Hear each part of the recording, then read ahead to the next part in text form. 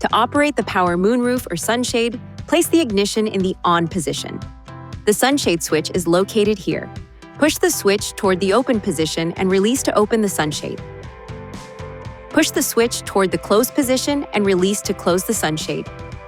Push and release this switch to the open position to open the moonroof to the comfort position. Push the switch again to fully open the moonroof. Push and release the switch to the closed position to fully close the moonroof.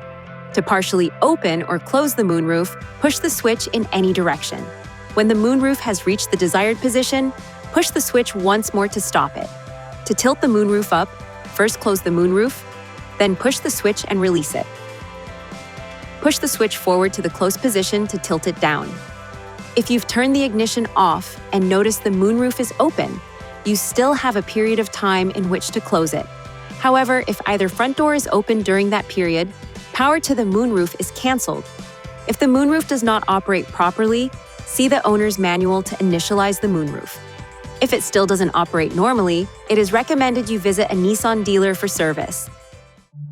Please see your owner's manual for important safety information, system limitations, and additional operating and feature information.